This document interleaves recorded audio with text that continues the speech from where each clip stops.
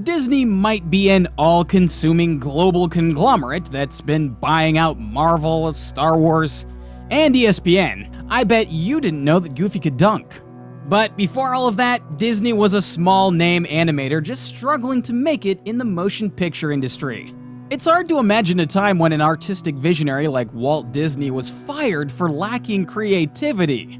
But that's exactly what happened after landing his first job as a newspaper artist. So let's explore how this became an opportunity for the budding animator to build his own empire. Whilst Walter was in school, he took on two paper routes. The early morning starts often meant he was falling asleep in class, meaning that he was too sleepy to doodle.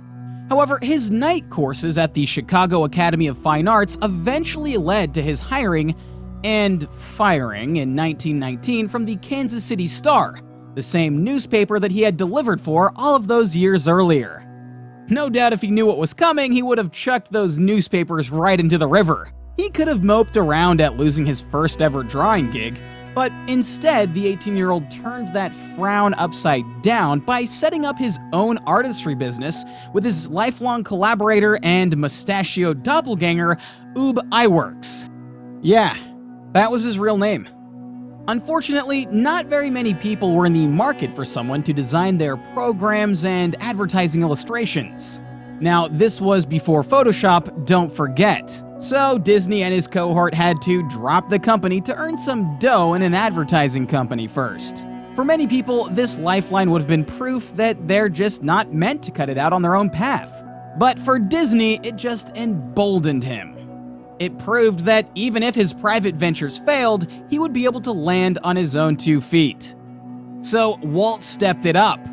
He could have scaled back his ambitions, but he saw that cell animation was going to be the next big thing. So he created a small animation studio to create pre-show cartoons at theaters.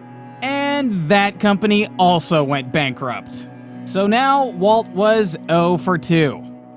But was he going to throw in the towel? Heck no.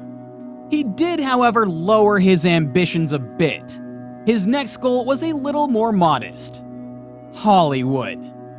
Walt wasn't able to sell his original cartoons, but word was spreading about his skills, which goes to show that even those short-term failings created long-term benefits.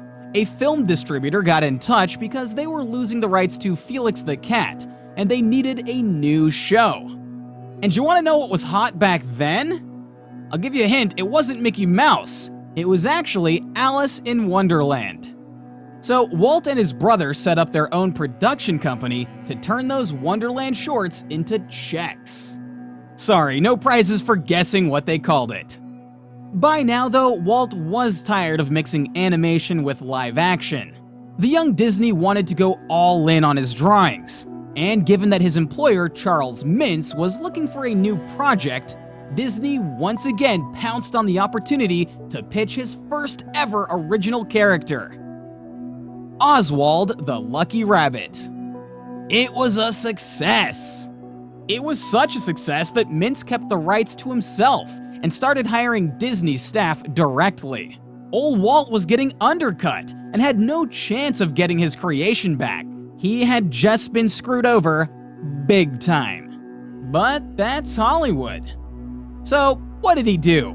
Did he pack up and head back home to lie to his parents about how great things were going in LA, just like one of his acting friends? Fat chance! He and Ub Iwerks, his loyal and strangely named friend, went off to develop the next hot cartoon character, a mouse called Mortimer. Well, that was what he was called at the start. Thankfully, someone suggested that just because the two co-creators had silly names, that didn't mean that their characters had to. Once again, Walt suffered rejection. No distributor was interested. So what did he do next? The same thing that he always did: pay attention to the market. Once The Jazz Singer had released in 1927, it was clear that synchronized sound was going to be big in the same way that cell animation was proving to be a game changer. So Walt slapped on some music, did the voice for his little mouse, and the rest, they say, is history. It just goes to show that Disney's journey to success was more than just perseverance and hope. It took risk. It took knowing when to call it quits, and when to adapt and when to seize opportunity. Learning these little lessons will one day help you to own your own theme parks and maybe a gigantic evil empire. Hey, thanks so much for watching the video. Hit that like button to let us know how we're doing. Oh, and if you haven't already, check out the video we made last time on Tommy Innit breaking the YouTube code right over here. Have a good one, and we'll see you next time.